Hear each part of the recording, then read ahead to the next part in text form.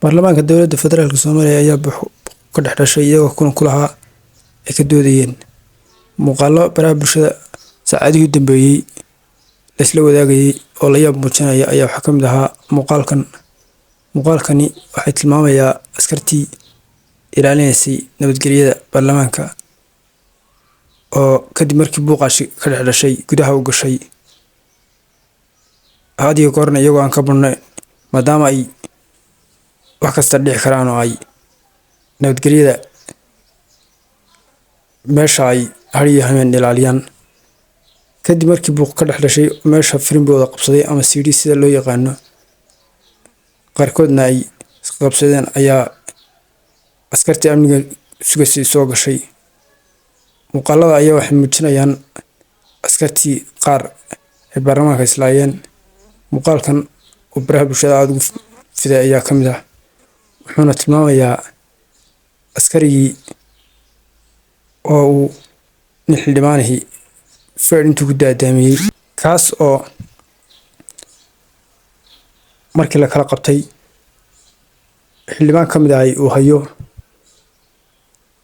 iyo nin kale oo isna askariya kadibna xildhibaanka ayaa kusoo noqonaya saad ku aragtaan muuqaalkaba oo feer haddana la dhacaya kaas oo xildhibaanka kale ahaya uusan kan feeraya uusan la hadleen askarigii oo isna dhaawaca oo ilkaha ama afka ay ka gaadheen wax ka gaadheen kadibna haddana uu la dhacayo feer nin xildhibaanihii kadib arrinta la yaab kale waxay tahay xildhibaankan askariga la hayaa unbaa la hayaa xildhibaankana lalama hadlayo siduu dhaafayo muuqaalka waad ka aragtaan askarigii waxaa wareysanaya ama haya xildhibaan kale saan u fahmay kaas haddana lalama hadlayo isagoo la haya ayuu haddana feer ku celinayaa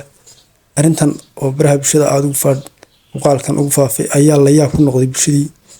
iyo nidaamkii ummadda Soomaaliyeed oo dhan waxayna tilmaamaysaa